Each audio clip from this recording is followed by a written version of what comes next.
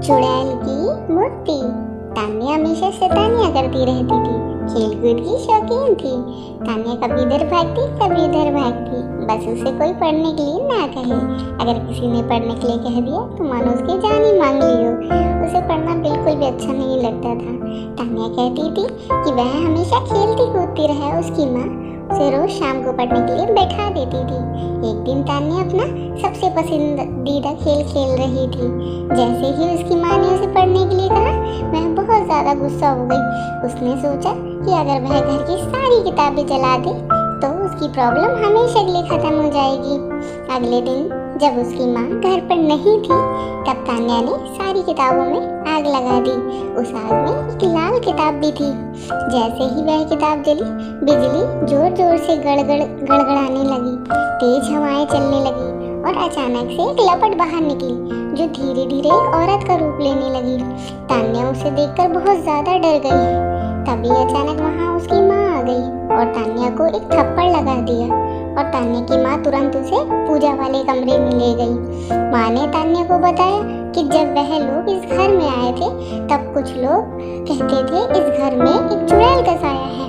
तो उन लोगों ने एक बड़े पुजारी को बुलाकर इस घर की पूजा कराई और उस पुजारी ने अपनी शक्ति से उस चुड़ैल के साये को इस किताब के अंदर कैद कर दिया और बोला कि कभी भी इस किताब को कोई हाथ न लगाए, और अगर गलती से किसी ने इसे आग में डाल दिया तो यह चुड़ैल वापस आजाद हो जाएगी। तान्या को यह बात सुनकर और डर लगा और बोली, माँ अब क्या करें?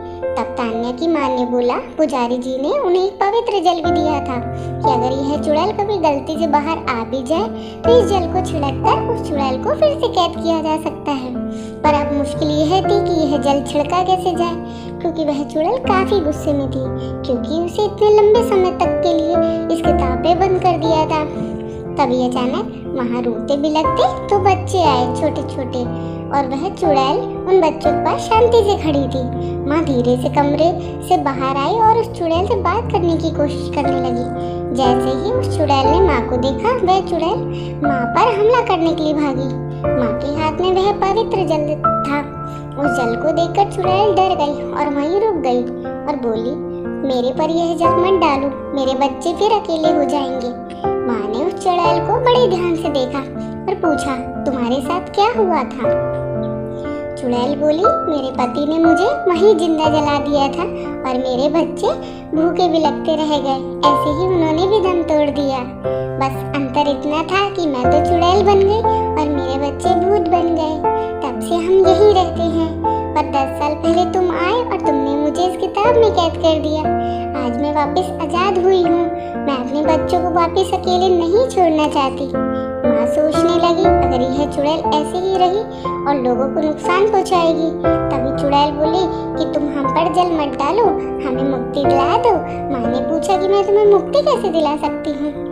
चुड़ैल बोली कि तुम इस घर के पीछे वाले नीम के पेड़ के नीचे एक हवन कराओ और मेरे बच्चों की आत्मा की मुक्ति के लिए प्रार्थना करो। माँ ने पूछा, उस पेड़ के नीचे क्यों?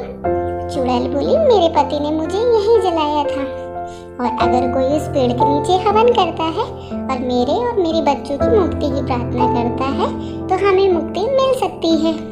अगले दिन तान्या की माँ ने वहाँ पर एक छोटा सा हवन कराया, जिसमें उन लोगों ने उस चुड़ैल और बच्चों की मुक्ति के लिए प्रार्थना करी।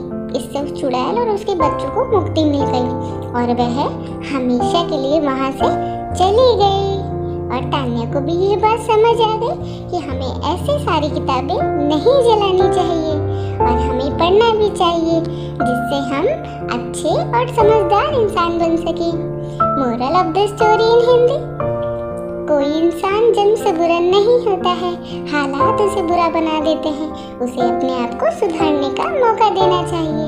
तो दोस्तों, आज की हमारी ये प्यारी सी स्टोरी आपको कैसी लगी, प्लीज़ हमें ज़रूर बताएं और हमारे चैनल को सब्सक्राइब करना ना भूलें। Thanks for watching.